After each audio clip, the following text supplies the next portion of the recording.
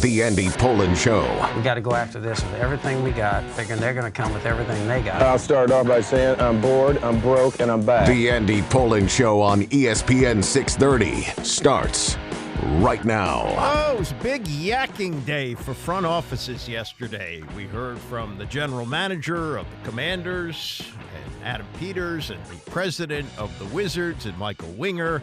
And we'll go through some of their comments as Winger tried to put lipstick on the pig of a 15-win season. And Adam Peters, while he didn't really show his cards, it's creating some attention that he actually said we're comfortable at number 2 and are not expecting to deal out of it.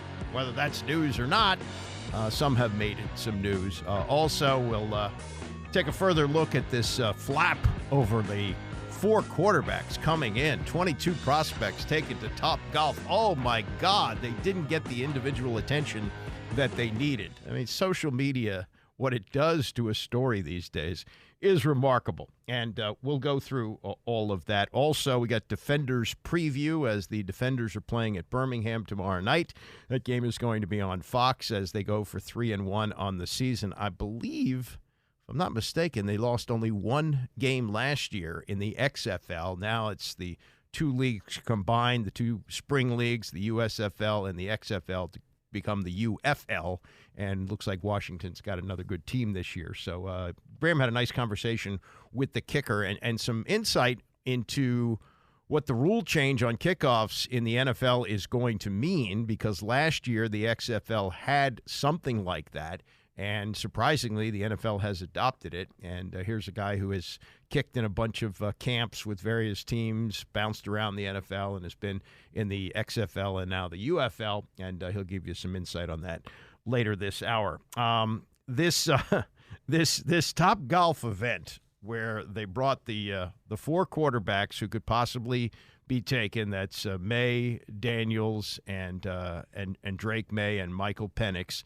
And they brought him in with the other prospects, and people have wigged out about this to the point where Mike Florio did this long, loud thing about, oh my God, they don't get the individual attention that they're looking for. It dilutes the individual visit, blah, blah, blah. And then Ron Butler, who is the agent for Jaden Daniels, liked a post on Twitter criticizing the approach and responded to the Florio video, making the thinking face emoji.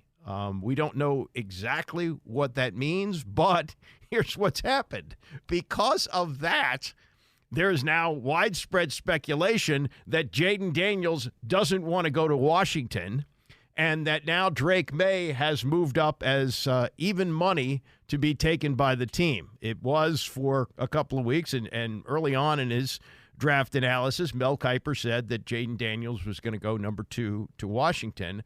And off of this, now there's a lot of betting going on that it's going to be Drake May at number 2. Adam Peters did not tip his hand yesterday, but he was asked about a timeline on a decision for a quarterback and said this. Yeah, we're real close. There's still a few more things in the process we have to do, and as you guys may be getting, I'm pretty process-driven, process-oriented. So we have to debrief on our 30 visits with the whole staff, talk about everybody there. That we haven't done that yet, and then later tonight we have a medical meeting as well to go over all the medicals in the combine and get that information as well, and just ask pointed questions if there are any. On certain players, if we have some questions on that. So we have a few more things. DQ and I will huddle up and probably have an answer really sometime next week. Now, I will say this also, you don't really need to make a decision until you need to make a decision. So there's no rush with that, but I think we'll have a pretty good idea what we're doing early next week. You don't need to make a decision until you need to make a decision. And could it be, because there's been speculation about this as well, that the Chicago Bears pull a stunner and take Jaden Daniels, and then there's Caleb Williams sitting on the board who was not expected to be there. I mean, the speculation is that the Caleb Williams to the Bears is a done deal, but he's right. You don't have to do anything until you have to do anything. As for the possibility of trading out of number 2? Here's what Peter said. We feel great about staying at number 2. I don't see a whole lot of scenarios where we trade down, to be honest with you. Yeah, we feel great about sticking there. So, unlikely to make a deal. Doesn't mean that they can't be hit with something that just blows them away. And there was a report last night that Jaden Daniels met with the Minnesota Vikings front office in Baton Rouge, that they went down there to see him. I guess that's kosher. You can't bring a player in, but you can go see him. Now, would that mean the possibility that Drake May goes number 2 and Jaden Daniels is available at number 3, and that the Vikings can move up and make a deal with the New England Patriots, who are reportedly in need of just about everything, so they could be restocking and maybe just get by with a veteran. I don't even know who's still on the roster at this point, but have a veteran quarterback who can get them through a year and a draft haul from the Vikings. Yeah, I guess it's possible. Anything's possible at this point. But Peters, who has kind of been a little stiff in these news conferences, seemed relaxed yesterday. Seems like he's feeling pretty good. He also had Lance Newmark with him, and Lance Newmark is the assistant GM. I haven't seen this over the years. Like when Bobby Beathard was the GM of the Redskins and Charlie Casserly was his assistant, Beathard did all the talking. You didn't really hear much from Charlie. Then Beathard left the team before the, I believe, 89 season, and then you heard from Charlie, and I don't even know if he had an assistant. So this is kind of unusual, but it addresses, and it really goes to the way that Josh Harris likes to run his organizations. He likes to have various levels of administration, not one person making the call, collaborative. So, to see the assistant GM sitting on the same podium with the general manager is different. Now, Ron Rivera used to bring up Martin Mayhew, who had the title of GM, but it was Rivera's final say on all the picks, bad picks, most of them. So, that was a little bit different, but you also had an actual GM and coach situation. This was not a joint news conference with the coach and GM. This was GM and assistant GM. And Newmark has spent 25 years, I believe, or 24 years in the Detroit Lions organization. That's a guy who worked his way up, kind of like what Charlie did when he was here with the Redskins. And so now he's in a new place. And I guess, this is an opportunity here, because I think that if he can, establish that he's doing great work under Adam Peters, he may get his opportunity to be a GM someplace else, and there's probably something that goes along with that. But that was kind of an interesting part of yesterday. As for this TopGolf controversy, it's amazing that this has become a thing, that they had the audacity to bring in 22 prospects at once and take them to TopGolf. This was both Peters and Newmark addressing that and trying to diffuse what seemingly has become sort of a powder keg, right? I mean, you got Mike Florio wigging out about this. Then you got the whole thing with the agent liking a post of Florio talking about this, and then the emoji that the agent looked at Ron Butler, who had the smiling thing stroking his chin, like maybe it's something to think about. This is the duo of Peters and Newmark trying to diffuse that. All these guys, they all know each other really well, and so what was cool is while we got to see them all together in a group setting at the TopGolf, which was really fun, and I think everybody had a great time, and it was very beneficial to see everybody in a more relaxed environment. They all got a lot of time individually with their coaches, with us, where they were staggered coming in too, so it wasn't like they were sitting in a room together. They all had their own individual time with everybody, so it worked out really well. And then you got a great blend of that, and then working everybody together, in a fun environment. Yeah, this is the first time that I've been a part of doing it with a huge group of players together at once, and I thought it was a really cool dynamic, seeing like the organic, like how guys came together, how magnetic certain individuals were versus others. Just that loose kind of casual feel from the one night to the next day, where it was more individualized the next day. So I really thought it was a great experience, because you see how guys are in a group, and then you spend time with them individually as well. So I came away from it very impressed with the process, and I just thought it was a very positive overall experience. And you wonder what the residue of this is going to be. Like if they're 1-5? Or are you going to be sitting here saying, oh, yeah, that TopGolf thing, they thought they really knew what they were doing. What a mess. And they took the wrong quarterback, right? I mean, that's probably in play here. Or maybe it just dies out. Maybe it's so far in the background once we get to training camp in July, nobody's too worried about it. But right now it's a thing. It's a thing that they felt like they needed to diffuse yesterday. By the way, on the follow-up from the Bill Belichick story from the other day, this is now Friday, so this broke Wednesday.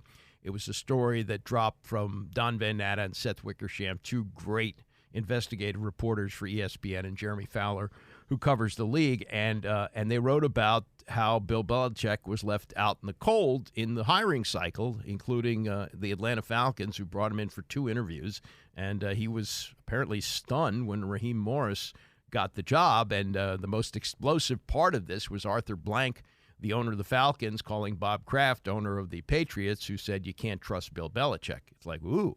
So this has still got some legs. People are still yammering about that. But there is a Washington part of this, which I didn't get to yesterday, but it also kind of relates to what we're talking about here with the general manager, Adam Peters, and Lance Newmark, his assistant, both talking to the media about the decisions that they're going to make in the draft and all the moves that they have made in free agency so far. Collaborative effort, and collaborative is a big word.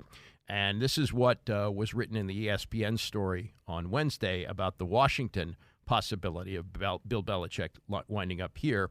And they write, Washington seemed to be another good fit, and multiple sources said Belichick was very interested. He grew up in Annapolis, and the combination of his hometown ties and football acumen might have helped the Commanders win and land a stadium in Washington, D.C., considered the most prized location for a new venue. Really hadn't thought about Belichick being an asset for that, but I guess that would have been possible. Anyway, they write, Commanders minority owner Magic Johnson lobbied hard for Belichick to be the team's new head coach, sources said. Belichick spoke to new Commanders GM Adam Peters, a former Patriots staffer, and said he respected the job Peters had done in personnel since he had left New England, helping the Broncos and 49ers each reach a combined 3 Super Bowls.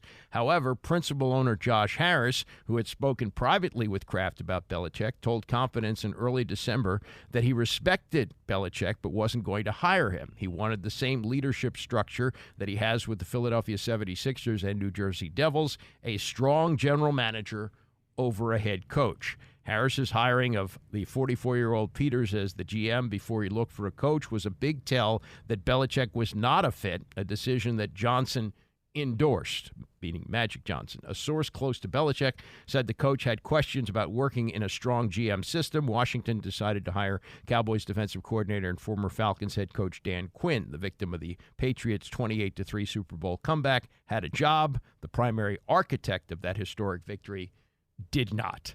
And I think that's more than anything, not that this should be a knock on Belichick, and there's some ex-players who are just apoplectic about this, that Belichick didn't get a job, and this family atmosphere that Arthur Blank wants to create with the Falcons. I mean, I heard Damian Woody screaming about this yesterday on our morning show, and he said that who cares about a family atmosphere? You got to win games. And Florio, it may have made a strong point here, although it would have been even more embarrassing if Belichick was in the mix here and it got out and he didn't get the job. So that's 2 teams that rejected him. As it was, he got one interview, or one team to interview him, and that was the Falcons. Nobody else, including the Commanders. But what Florio said is, here's a guy who's got a wealth of knowledge about football. Even if you're not going to hire him, pick his brain. Find out what his strategy might be, and that might help to guide you through the other candidates. But that didn't happen, and maybe that was partly out of respect for Belichick. I think, maybe it's possible that Josh Harris looked at it and said, look, if it gets out that we interviewed Bill Belichick and didn't give him the job, that's a no-win 2 ways. It's a no-win for Belichick. It looks bad for him that we rejected him, and it looks bad for us because this franchise has been in disarray for the whole time that Belichick has been racking up Super Bowl wins in New England.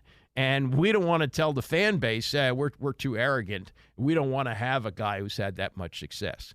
So I think it was the right move, and based, again, on how he runs his other teams, it makes sense that you have these various levels of administration. And look, they've hired an analytics guy.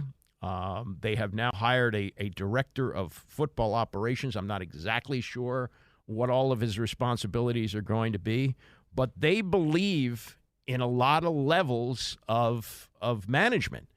May not be the best way to run things, may not, but that's their philosophy. And if you stick to it, then that's good for you, because you can't be wavering all the time. You can't be jumping. I mean, it was just total chaos over the 24 years that Dan Snyder owned the team.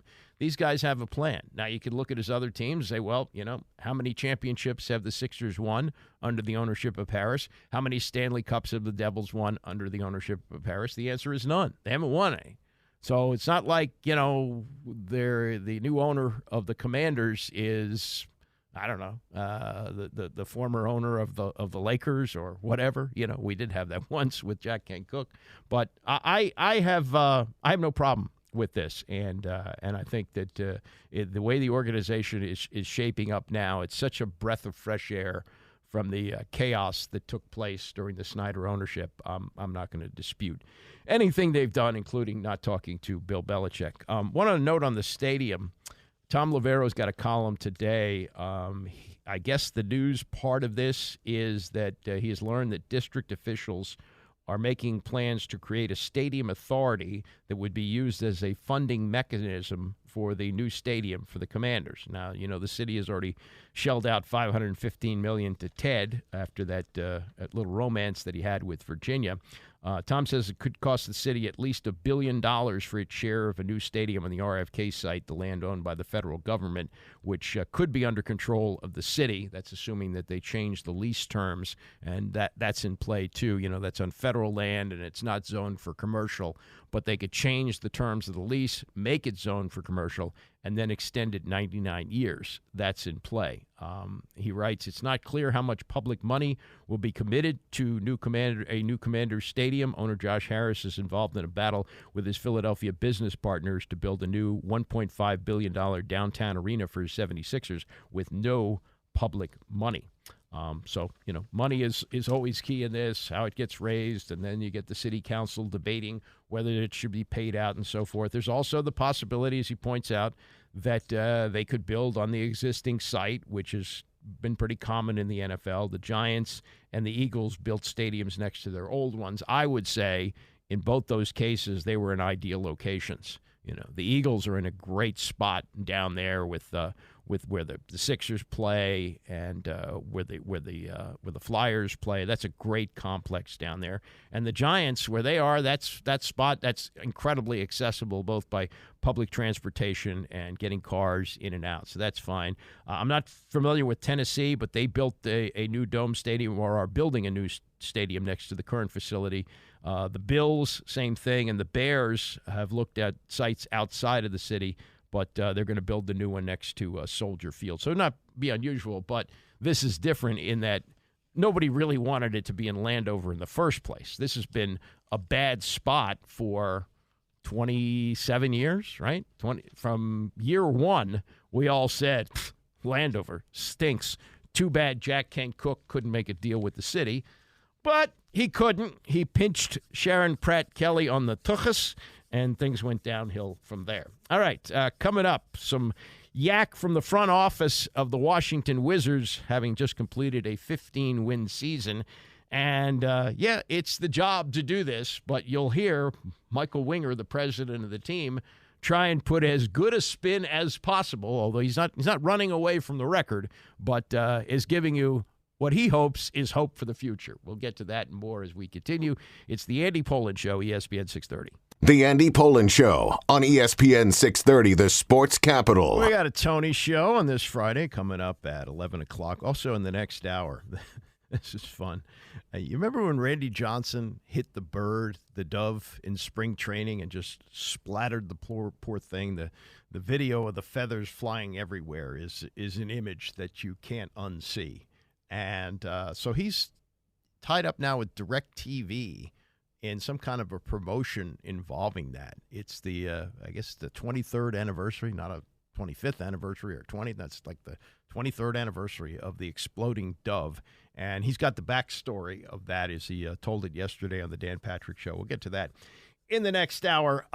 Meantime, news conference yesterday for the Wizards. It's been less than 11 months since Michael Winger was named the president of the team, brought in May 24th, and he's got Will Dawkins as his general manager. They held a joint news conference yesterday, and if you remember, when Winger was hired at the end of last May, he would not use the word rebuild.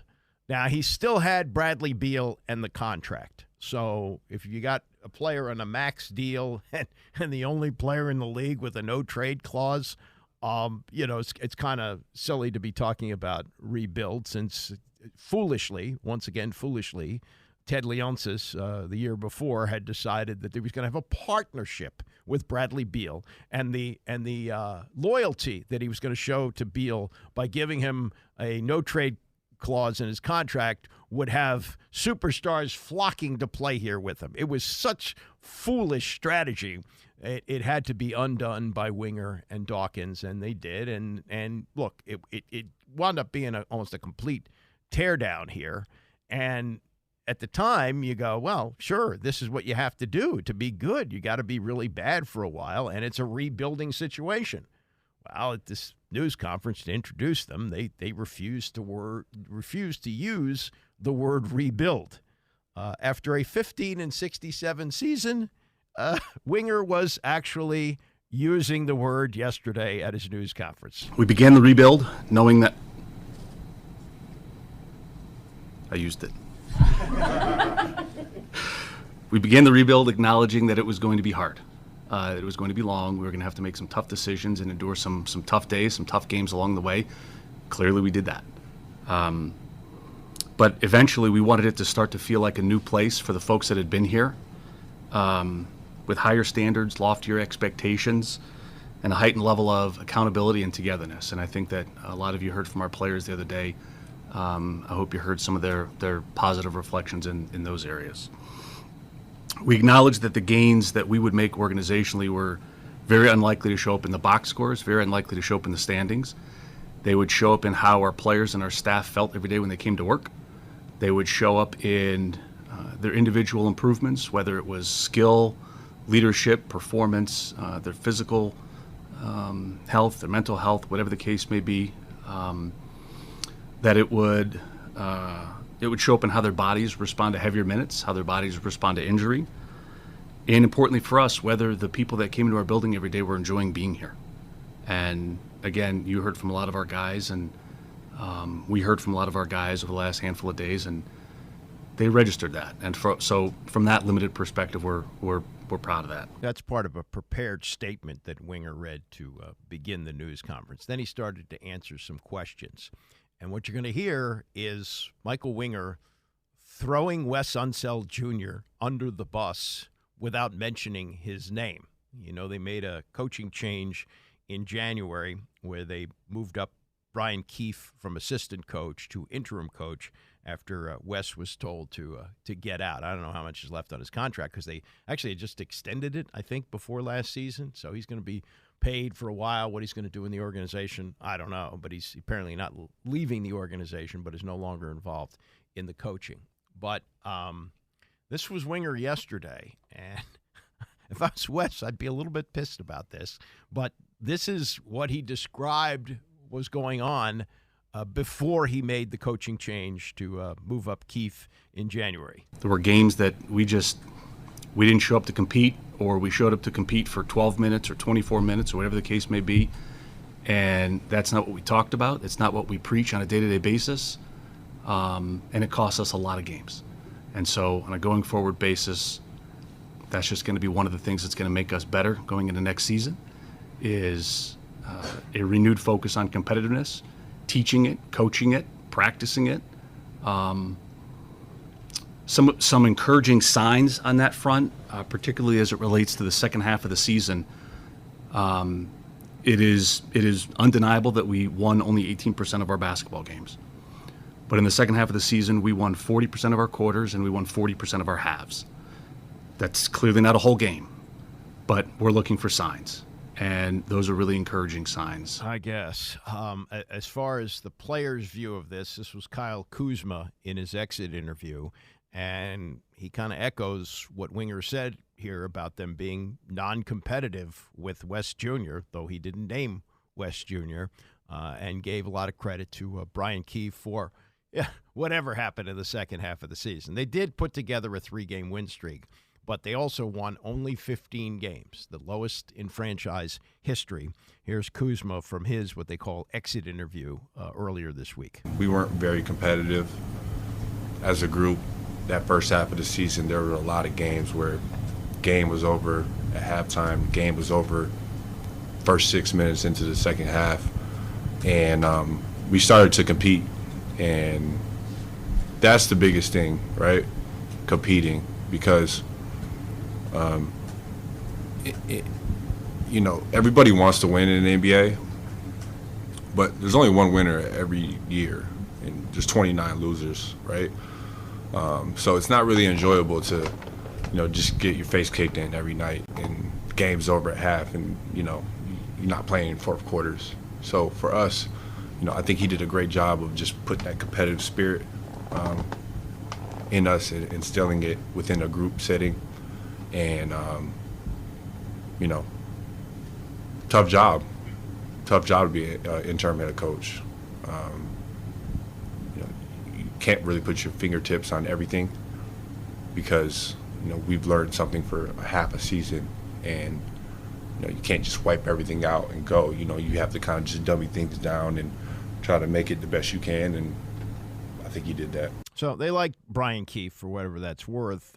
As far as a next coach, Winger says that they did not start looking until like yesterday because he said they did not want names to be thrown around while Keefe was trying to do his job.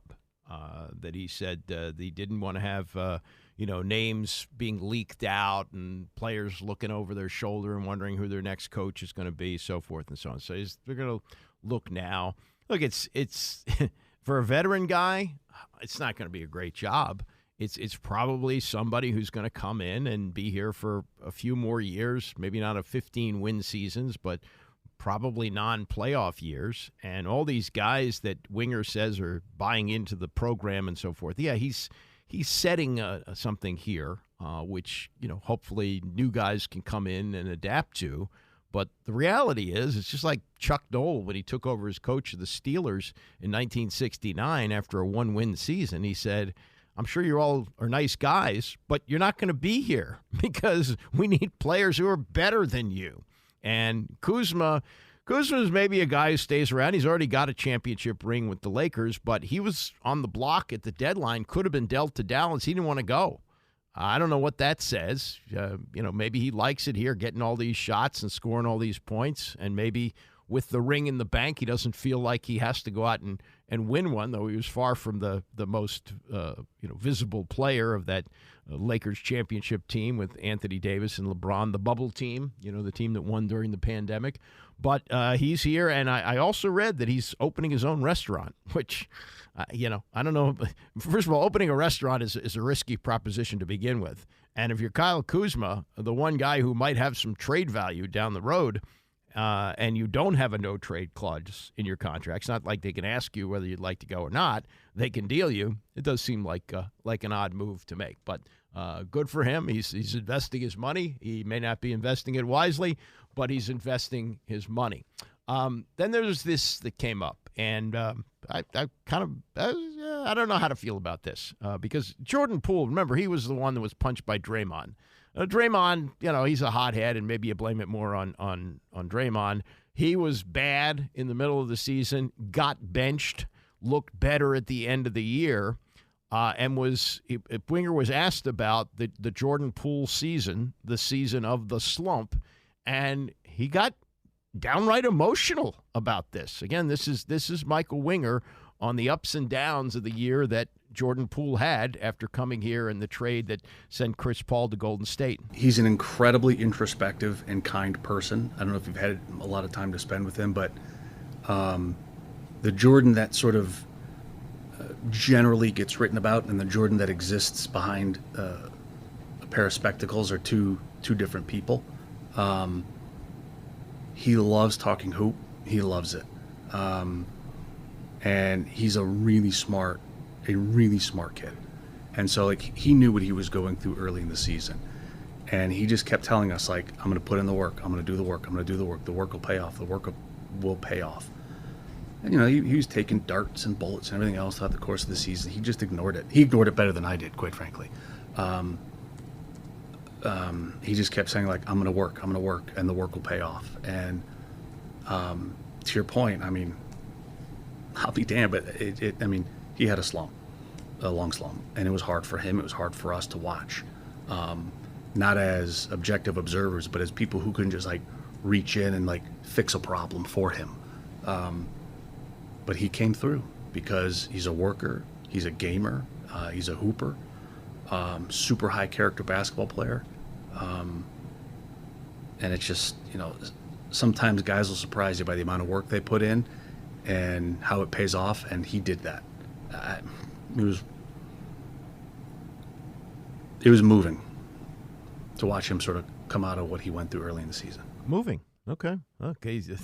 That's a player who knows that the boss has his back. I'll give him that. Last thing from Winger, last of the tape comments. I got one other thing to get to, the point that he made yesterday. And this is about the exit interviews. And they do this all the time. You know, season's over, players clean out their locker, and they meet with the front office, the coach, the general manager, and in this case, the president. And here's what he had to say. Now, he's patting himself on the back to a large degree. But this is what he had to say about how the players generally felt about a season that produced only 15 wins. They talked about, you know, I've never seen anything like that before, or in all the places I've been, you know, nobody ever seemed to care that much about me, or, you know, like guys coming into exit interviews, particularly when we finish the season with 15 wins, you sort of, you have your flak jacket on, you know, like waiting to just be peppered with all the things you did wrong. And that's not at all what happened. They came in and they're saying thank you for things that were like, thank you. Like, what are you talking about? Like, you created this environment. So just the togetherness that they exhibited throughout the season, and then the candor with which they expressed a lot of a lot of the things for which they were grateful for this season, and encouraged us to continue going forward. Like, that was sort of, I was proud of it. It sort of made the standings disappear for a day for me. A day, okay. Those standings, they're not going to change, Michael Winger. Those are there. They won 15 games, and as warm and fuzzy as you want to feel about your players and how much they like you and how much you like them and how emotional you are and seeing Poole improve, it's bottom line business. 15 wins this year.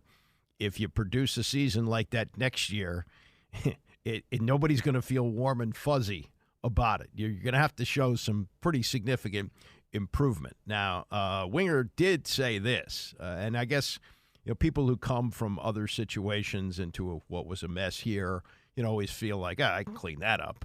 Winger said he underestimated in the beginning how much more difficult rebuilding the Wizards would be compared to his previous stops. Every team he had previously had a hand in building had a natural reset, he said. Oklahoma City was recently relocated. Remember that? That's right. They had come, I think, were they the Hornets? No, they were Seattle, right. So they just come from Seattle when he was there. So Oklahoma City is obviously happy to have them there. When he was hired by the Clippers in 2017, Los Angeles was coming off the Lob City era and had made the playoffs in each of the previous 6 seasons and was looking for a refresh. But he said the Wizards drifted from bad and stuck to bad but working on it, to which, despite the hope and promise, is still a hard sell.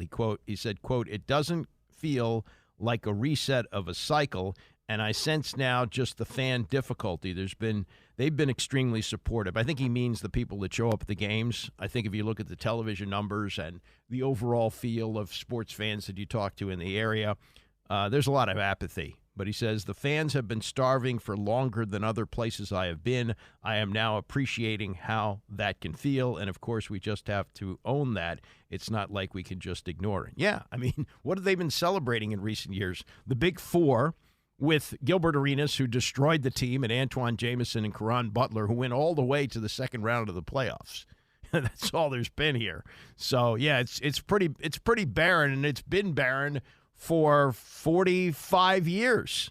Since they made the finals against the Sonics after winning the championship the year before, that's kind of been it. So, yeah, you probably should have done a little more research before you got here to find out what exactly it was. All right, coming up in the next hour, more comments from Adam Peters, pre-draft yak, as he held a news conference yesterday. Also, Ian Eagle tells the story of broadcasting Tom Brady's first home game. Pretty cool. We'll get to that and more as we continue. It's the Andy Pollin Show, ESPN 630. Oh, the weekend before we all go draft nuts. This time next week, we'll be talking about who will be the next quarterback of the Washington Commanders. Will it be Drake May? Will it be Jaden Daniels? We don't know. Could be J.J. McCarthy, and a long shot could be Michael Penix. All four of them were in Ashburn at the same time this week, and America has gone crazy over this. I'll give you the ramp-up of all this in just a moment here. Tony's coming up at 11 o'clock. He may have some thoughts on it as well, but in this social media age that we live in now, I mean, things are just absolutely crazy, and it's set the betting market on its ear. You probably have heard about this, that this was, considered to be, oh my God, what's happening here? They're bringing in the four quarterbacks at the same time. These, what they call 30 visits. I guess it's top 30 prospects. You can bring them in and have private sessions with them, take them out to dinner or whatever you want to do. And, if you're interested in taking Jaden Daniels, well, you're certainly going to bring him in. You're going to wine him. You're going to dine him. You're going to talk to him. And you're going to find out about his makeup and things like that. You've already seen him perform at Pro Day. You've got all the tape on his entire career in college. So you know what you're getting. So wouldn't you want to have that great one-on-one time? And they threw that away by bringing in three other quarterbacks who they could possibly take at number two in Drake May and Michael Penix and J.J. McCarthy, along with Jaden Daniels. And so Mike Florio of Pro Football Talk did a big thing about this, like, oh, you're diluting the time for each of these guys. Why would you do that? And so that was put up on X or Twitter, whatever you want to call it. I still call it Twitter. And the agent for Jaden Daniels liked that post of Florio talking about that. And then he also responded with the thinking face emoji. Nobody's exactly clear on what Ron Butler, the agent, meant by that, but it has fueled incredible speculation as to whether or not he wants to play here or not, to the point where Drake May has now become even money to become the pick of the Commanders rather than Jaden Daniels. Now, this may be total overreaction, but who knows? Anything, I guess, is possible.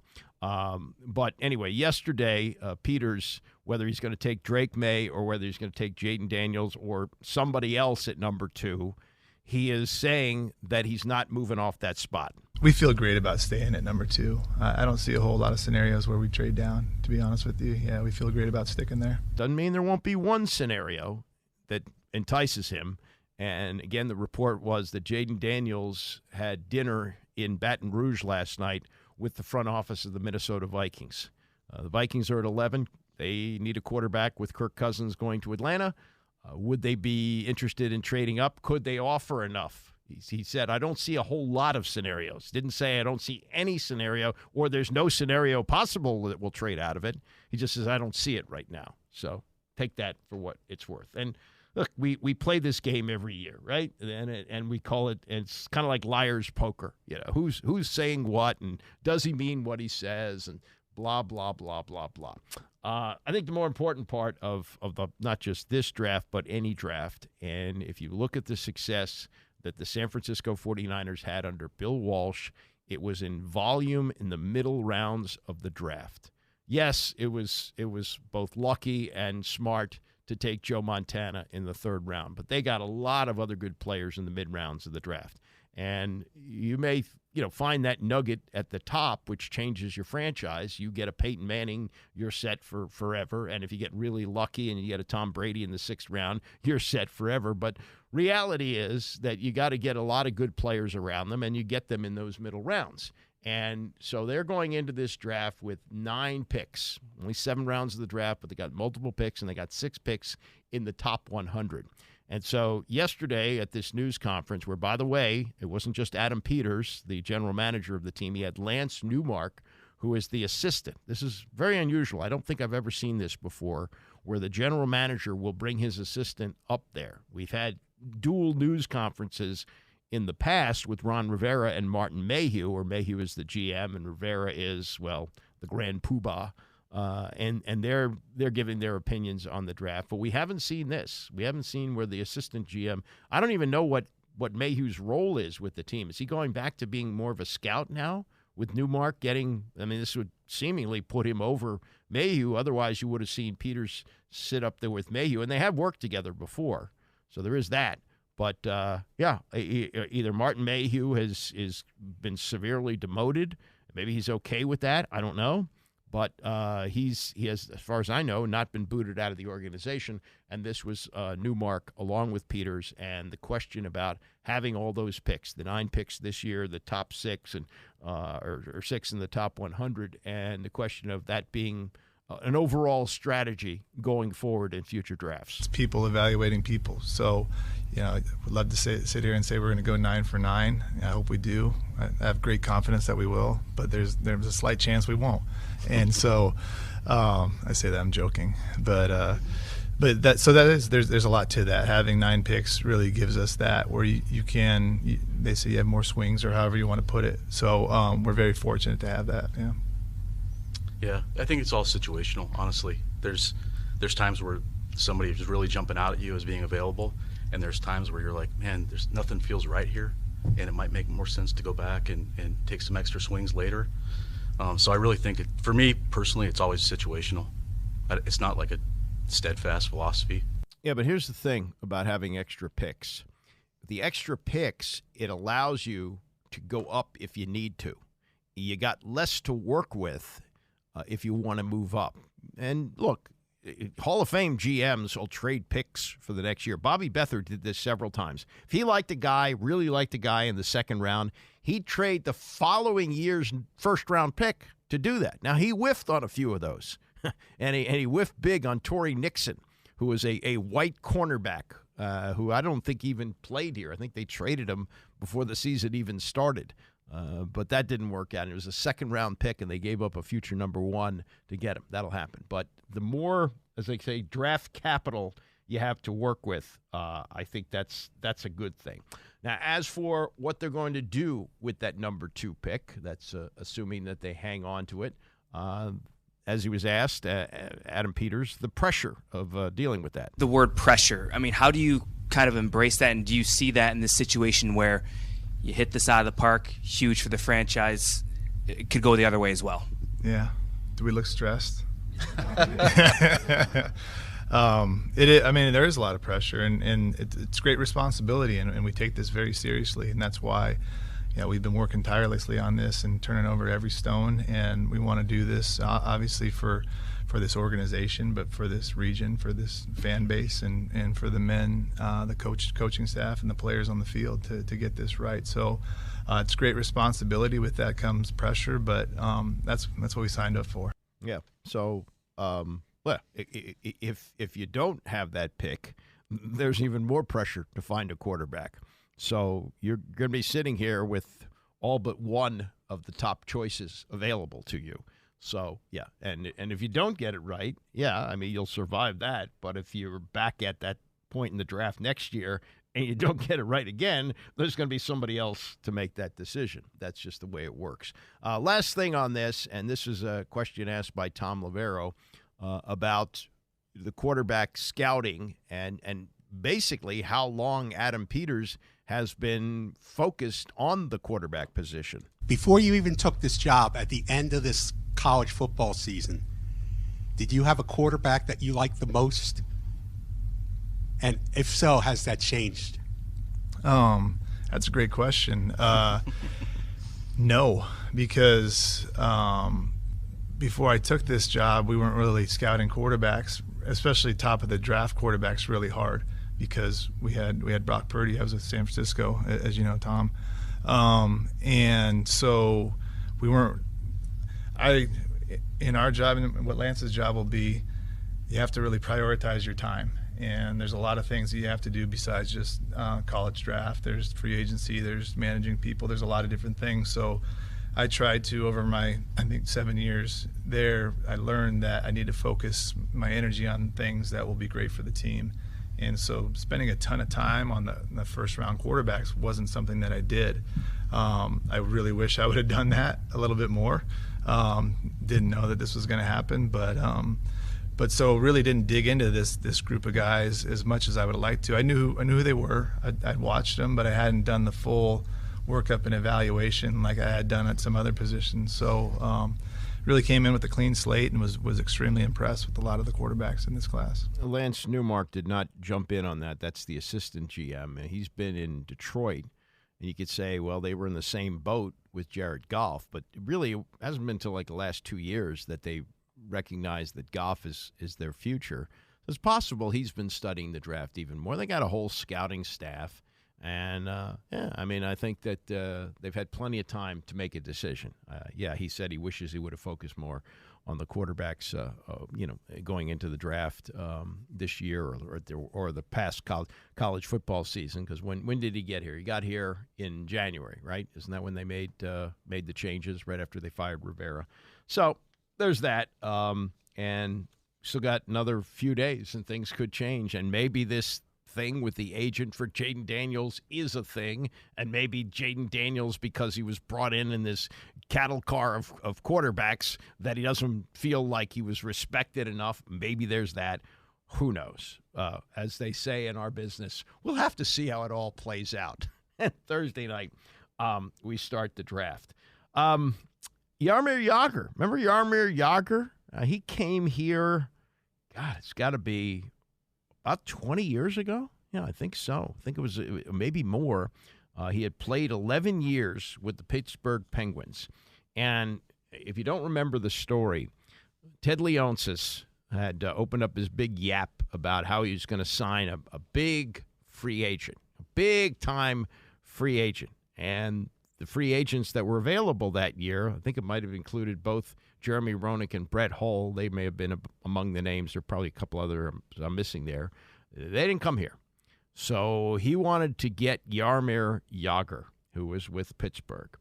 And as the story goes, he called George McPhee, who was walking on the beach with his son or daughter, I forget, and Ted gave him a number that I guess you couldn't text in those days. So he gave him a number that he needed to call to make the deal to get Jaromir Jagr.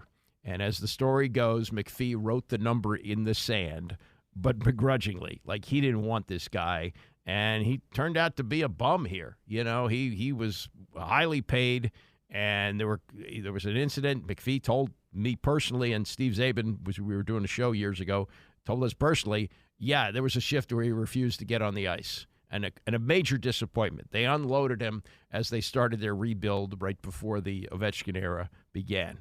But Jagr has continued to play, and he is now in his 36th professional season. Not all of them in the NHL, but 36 years. He is 52 years old, and last night he set a record for the oldest player ever to score a goal in professional hockey, passing Gordie Howe, who actually was in the NHL. He was back in the NHL after playing in the WHA with his sons in Houston. They come in as the Hartford Whalers when there's the merger in 1980, and he was 52 years, 11 days old when he scored his last goal in the final game, his final game in 1980, whereas Jagr he is 52 plus. I guess he turned 52 in February. So he scored the goal for the Kladno Knights, a top division team from the Czech Republic. It's the 16th game of his 36th season. He also had an assist in that.